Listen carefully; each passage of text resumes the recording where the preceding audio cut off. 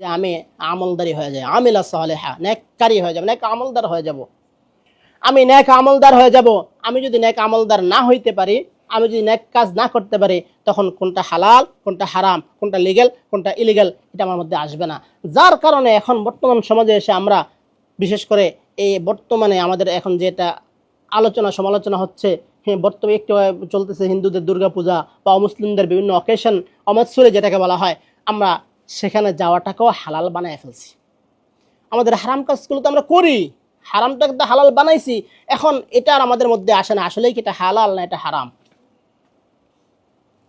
ওমর রাদিয়াল্লাহু আনহুর একটা হাদিস দিয়ে শেষ করব। ওমর রাদিয়াল্লাহু আনহু বলছেন, যখনই কোনো অবস্থা মানে এমন কোনো জায়গা যেই জায়গাতে আল্লাহর গুনাহের কাজ হয়, মানে আল্লাহ যেটা নিষেধ করছেন, আল্লাহ যেই কাজটাকে নিষেধ করছেন, এখানে স্পষ্ট হাদিস যেটা, যেই জায়গাতে আল্লাহ বিদ্বেষী কোনো কাজ হয়, সেটা যেই জায়গাতেই হোক, অমাৎসুরি হোক, কোনো পার্টি হোক, যেখানে আল্লাহ বিদ্বেষী কোনো কাজ হয়, হারাম কাজ হয়, সেখানে যদি কোনো মুসলিম সেখানে অংশগ্রহণ করে, সেখান থেকে আল্লাহর গজব নাজিল হইতে থাকে, নাউযুবিল্লাহ।